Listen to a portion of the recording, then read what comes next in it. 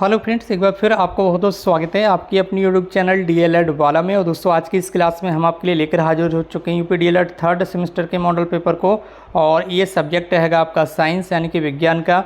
ये आपका 25 नंबर का पेपर होता है जिसमें आपको 1 घंटे का समय मिलता है पेपर को सॉल्व करने के लिए। तो चलिए ज़्यादा टाइम न वेस्ट करते हुए आज के इस क्लास को स्टार्ट कर देते हैं। सबसे पहले आपके ऑब्जेक्टिव क्वेश्चन रहने वाले हैं। प्रश्न संख्या 1 आपके सामने स्क्रीन पर है। एल्यूमिनियम कार्बाइड पर जल की जब क्रिया होती है तो इसके द्वारा कौन सा हाइड्रोकार्बन प्राप्त होता है।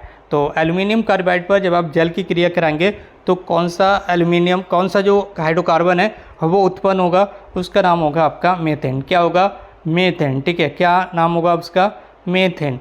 चलिए अगले प्रश्न की ओर बढ़ रहे हैं। उससे पहले आपको बताना चाहेंगे कि हमने इससे पहले आपको सभी सब्जेक्ट के मॉडल पेपर दे दिए हैं, एक बार नहीं बल्कि 2 बार। ठीक है, जिनकी प्लेलिस्ट भी हमने आपको बनाकर दे दी है इसी चैनल पर। तो आप प्लेलिस्ट में जाकर सभी सब्जेक्ट के मॉडल पेपर की क्लासेस को देख सकते हैं, वॉच करते हैं, क्लासेस को वॉच कर सकते हैं और शेयर भी कर दीजिए इन क्लासेस को अपने अदर फ्रेंड्स के साथ, ताकि और भी भाई बहन यहाँ पर हमारे साथ जुड़ सकें। इसके साथ ये जो पीडीएफ फाइल आप देख रहे हैं मॉडल पेपर की, इस पीडीएफ फाइल को भी आगे मैं आपको बता दूंगा कि कैसे और कहाँ से डाउनलोड करना है। तो आप क्लास में एंड तक बने रहेगा, बस थोड़ा सा वेट करना है आपको। अगले प्रश्न की ओर हम यहाँ पर बढ़ रहे हैं। ठीक है, और अगला प्रश्न आपके सामने स्क्रीन पर है। एक दोलन पूरा करने में लगा जो समय है वो क्या कहलाता है? तो आप बताएंगे कि एक दोलन पूरा करने में जो लगा समय उसे हम आवर्तकाल कहते हैं। क्या कहते हैं? आवर्तकाल कहते हैं। प्रश्न संख्या 3 आपके सामने स्क्रीन पर है। डीडीटी। ठीक है, डीडीटी का क्या है? डीडीटी क्या है?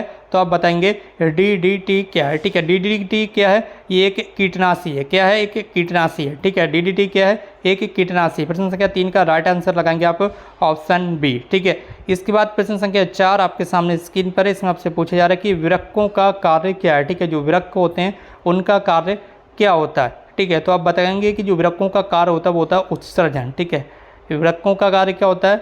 उत्सर्जन। ठीक है, अगला प्रश्न आपके सामने स्क्रीन पर आ चुका है। प्रश्न संख्या 5 आ चुकी है आपके सामने स्क्रीन पर। और इसमें आपसे पूछा जा रहा है कि सूर्य के प्रकाश की ऊर्जा पृथ्वी तक कैसे पहुंचती है। तो ये विकिरण के द्वारा पहुंचती है। किसके द्वारा? विकिरण के द्वारा पहुंचती है।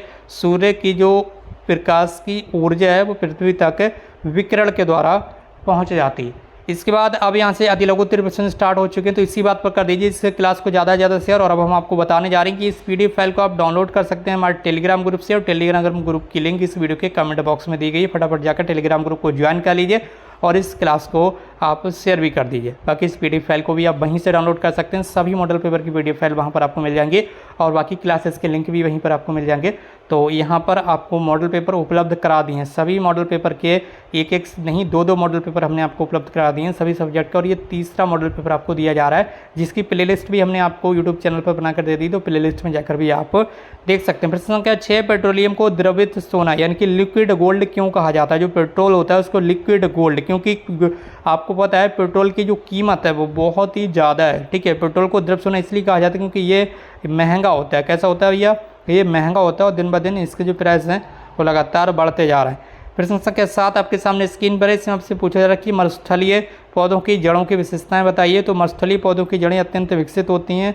अल्फा नामक पौधों की जड़ें 130 फीट से गहराई तक होती हैं। ठीक है, इसके अलावा कभी कभी जड़ें मांसल होकर जल संचय भी करती हैं, जैसे एस्पेरेगस। ठीक है, इसके बाद प्रश्न संख्या 8 आपके सामने स्क्रीन पर है। विषाणु यानी कि वायरस के द्वारा होने वाली बीमारियां कौन सी हैं? जो वायरल डिसीज हैं उनके बारे में यहाँ पर बताना है। तो जो पोलियो हो गया, ठीक है, या फिर जो एड्स हो गया, ये सारी की सारी वायरस के द्वारा होने वाली जो बीमारी है। ठीक है, एड्स HIV वायरस के द्वारा फैलता है, आपको पता ही होगा। बाकी डेंगू होगा, ज्वर होगा, इन्फ्लुएंजा होगा, चेचक होगा, छोटी मात्रा। इसके अलावा ये सारे जो यहाँ पर नाम आप देख सकते होंगे, पीलिया जिसे हेपेटाइटिस कहते हैं। ठीक है, ये सारे के सारे जो रोग हैं ये यहाँ पर वायरस यानी कि विषाणु के द्वारा फैलने वाले रोग हैं, आप ध्यान देंगे। अगला प्रश्न आपके सामने स्क्रीन पर है। प्रश्न संख्या 9 है। ध्वनि किस प्रकार की तरंग का उदाहरण? तो ध्वनि जो है और अनुदैर्ध्य तरंग का उदाहरण। कैसा? अनुदैर्ध्य तरंग का उदाहरण है, आपको ध्यान रखना है। ठीक है, प्रश्न संख्या 10 है। हृदय यानी कि हार्ट की बीमारी की और उच्च हाई ब्लड प्रेशर का कारण बताइए। ठीक है, जो हार्ट की बीमारी होती है, जो हाई ब्लड प्रेशर होता है, उच्च रक्तचाप, वो किस कारण से होता है? तो ये आपका होता है ज़्यादा वसा का सेवन करने से। ठीक है, तो फैट वाली चीज़ें आपको कम लेना चाहिए। ठीक है, कम मात्रा में फैट लेना चाहिए, ज़्यादा वसा वाली चीज़ें आपको यूज़ नहीं करना चाहिए खाने में। अगला प्रश्न संख्या 11 यहाँ पर आपसे पूछा जा रहा है कि सिराएं क्या हैं? ठीक है, सिराएं, इनका मुख्य कार्य क्या होता है? तो सिराएं नलिकाओं का वह समूह है जो शरीर में रक्त को एक स्थान से दूसरे स्थान पर ले जाने का कार्य करती हैं। क्या करती हैं? ये रक्त को यानी कि जो ब्लड होता है हमारी बॉडी में उसे एक स्थान से दूसरे स्थान पर ले जाने का कार्य करती हैं। ये नहीं को आप सिराएँ कहते हैं, ठीक है। सिराओं में ही जो रुधिर है वो यहाँ पर परिसंचरण करता है, ठीक है। प्रश्न संख्या 12 आपके सामने स्क्रीन पर है और यहाँ से आपके लघुत्तरीय प्रश्न स्टार्ट हो चुके हैं। अवतल दर्पण और उत्तल दर्पण का उपयोग बता दीजिए। तो अवतल दर्पण का जो उपयोग है, ये अवतल दर्पण दाढ़ी बनाने के काम आता है। जो शीशा आप देख सकते हैं, ठीक है, जो यहाँ पर आपने देखा होगा सैलून वगैरह में जो शीशे लगे हुए होते हैं वो यहाँ पर अवतल दर्पण होते हैं, ठीक है। गाड़ी के हेडलाइट में, ठीक है, किसके, गाड़ी के हेडलाइट में आँख, नाक और कान के डॉक्टर के द्वारा उपयोग में। इसके अलावा उत्तल दर्पण बताइए, सोडियम परावर्तक लैंप में, ठीक है, गाड़ी के साइड में लगा शीशा उत्तल दर्पण होता है। यहाँ पर आपको बताना है जिससे पीछे आने वाला व्यक्ति जो है वो दिखाई देता है, ठीक है। यहाँ पर आप देख सकते होंगे जो बताया गया, गाड़ी के साइड में लगे जो शीशा है वो उत्तल दर्पण होता है, ठीक है। ये कौन सा होता है, उत्तल दर्पण। गाड़ी के यहाँ पर देख सकते हो साइड में लगा हुआ जो शीशा होता है वो उत्तल दर्पण होता है, जिससे पीछे आने वाला व्यक्ति, पीछे आपने देखा होगा जो मोटर बाइक होती हैं, मोटरसाइकिल होती हैं, उसमें आपने देखा होगा हैंडल के पास जो शीशा लगा हुआ होता है, जिसमें पीछे से आने वाला व्यक्ति, या और जो गाड़ियाँ होती हैं उनमें आपने देखा होगा पीछे से आने वाले व्यक्ति क्या वो देखने के लिए जो शीशा लगा होता है वो उत्तल दर्पण होता है। लेकिन यहाँ पर आप देख सकते हो गाड़ी के हेडलाइट में जो शीशा प्रयोग किया जाता है वो अवतल दर्पण होता है। तो दोनों को ही आपको ध्यान से देखना, आपको कंफ्यूज नहीं होना है। बाकी बढ़ रहे हैं अपने अगले प्रश्न को। प्रश्न संख्या 13, दैनिक जीवन में दाब का प्रभाव बता दीजिए। अब इस वीडियो फाइल को जाकर टेलीग्राम ग्रुप से जरूर डाउनलोड कर लीजिए और टेलीग्राम ग्रुप को ज्वाइन कर लीजिए ताकि अच्छे से आपकी तैयारी हो सके। दैनिक जीवन में दाब का प्रभाव क्या है, यहाँ पर बताया गया कि स्कूली बस्तियाँ सामान लाने के थैले में डोरी के स्थान पर चौड़े पट्टे के प्रयोग से उसे ले जाने में आसानी होती है। इसके साथ ही दफ्ती में नुकीली पिन से छेद करना सरल होता है।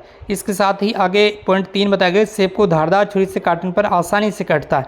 मजदूरों के सिर पर पगड़ी पहनकर बोझ ढोना सरल होता है। इस सब के सब दाब के प्रभाव का जो यहाँ बताया गया है, ठीक है। अगला प्रश्न आपका प्रश्न संख्या 14 है कि सूक्ष्म जीव, ठीक है, सूक्ष्म जीव हमारे दुश्मन है या फिर दोस्त हैं, इस पर टिप्पणी कर दीजिए। तो चलिए टिप्पणी करते हैं। सूक्ष्म जीव वे जीव होते हैं जिन्हें हम नग्न यानी कि नंगी आंखों से नहीं देख सकते, इन्हें माइक्रोस्कोप के द्वारा ही देख सकते हैं। यानी कि सूक्ष्मदर्शी जो होती है इसका प्रयोग किया जाता है सूक्ष्म जीवों को देखने के लिए। सूक्ष्म जीव हमारे लिए लाभदायक भी होते हैं और हानिकारक भी होते हैं। यदि ये लाभदायक हैं तो हमारे दोस्त हैं और यदि हानिकारक हैं तो हमारे दुश्मन भी हो जाते हैं। तो ये दोनों तरह से हमारी लाइफ में भूमिका निभाते हैं अपनी, ठीक है।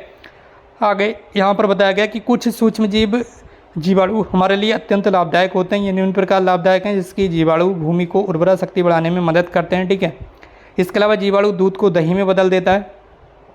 दूसरी तरफ कुछ जो जीवाणु होते हैं वो विषाणु हमारे लिए अत्यंत हानिकारक होते हैं, विभिन्न बीमारियां उत्पन्न करते हैं जैसे टाइफाइड, पोलियो, खसरा, टीबी आदि। ये कुछ हानिकारक वायरस होते हैं, ठीक है, जो कि यहाँ पर हमें नुकसान भी पहुँचाते हैं। अगला प्रश्न आपके सामने स्क्रीन पर है, प्रश्न संख्या 15 आपका, और इसमें आपसे पूछा जा रहा है कि ये जो 3 आपके सामने ऑब्जेक्ट दिए गए हैं इन पर आपको टिप्पणी करना है, ठीक है। 3 जो सब्जेक्ट दिए गए हैं, पहला आपका परजीवी पौधे, दूसरा सहजीविता, तीसरा है कीटभक्षी पौधे। तो परजीवी पौधों पर टिप्पणी लिख दीजिए। वे पौधे जो जीवित पौधों से अपना भोजन प्राप्त करते हैं उनमें रोग उत्पन्न कर देते हैं। परजीवी पौधे कहलाते हैं, जैसे अमरबेल हो गया, रफलीसिया हो गया, चंदन आदि, ठीक है। ये परजीवी पौधे आपके अमरबेल, रफलीसिया, चंदनी कैसे हैं, परजीवी पौधे हैं। दूसरा आपका है सहजीविता, जब 2 जीवधारी एक साथ जीवन व्यतीत करते हैं और दोनों को लाभ होता है तो इस संबंध को ही हम सहजीविता कह देते हैं। और ऐसे जीवों को सहजीवी जीव कहा जाता है, जिसकी शैवाल हो गया और कवक हो गया, ठीक है, ये एक दूसरे पर निर्भर रहते हैं, सहजीविता दर्शाते हैं, शैवाल और कवक, एल्गी और फंजाई, ठीक है। इसके अलावा आपको पता ही होगा एल्गी और फंजाई ये दोनों मिलकर लाइकेन का भी निर्माण करते हैं, ये यहाँ पर आपको ध्यान रखना है, ठीक है। अगला प्रश्न है कीटभक्षी, अगला पॉइंट है यहाँ पर कीटभक्षी पौधे, ठीक है, जिस पर टिप्पणी करना। तो कीटभक्षी पौधे वे पौधे होते हैं जो ऐसे स्थान पर उगते हैं जहाँ नाइट्रोजन की कमी होती है, और ये अपनी नाइट्रोजन की कमी को पूरा करने के लिए ये क्या करते हैं, इन पौधों के आसपास जो कीट पतंगे होते हैं, ठीक है, ये उनको खा जाते हैं पकड़कर, ठीक है। तो उनको क्या करते हैं, ये पकड़कर खा जाते हैं, जैसे ड्रोसेरा हो गया, नेपेंथीस हो गया, यूट्रिकुलेरिया आदि, ये सारे के सारे कीटभक्षी पौधे होते हैं। और ये ऐसे स्थानों पर उगते हैं जहाँ पर मिट्टी में यहाँ पर क्या होता है, नाइट्रोजन की कमी हो जाती है, ठीक है। अगला प्रश्न आपके सामने स्क्रीन पर प्रश्न संख्या 16, संतृप्त हाइड्रोकार्बन और असंतृप्त हाइड्रोकार्बन में आपको अंतर बताना है। यहाँ पर संतृप्त के बाद यहाँ पर असंतृप्त आपको और लिख लेना है, असंतृप्त, ठीक है। जब भी पीडीएफ फाइल आपको मिलेगी, ठीक है, संतृप्त, जब भी पीडीएफ फाइल आपको टेलीग्राम ग्रुप पर मिलेगी तो ये सही करके आपको दे दिया जाएगा, ठीक है।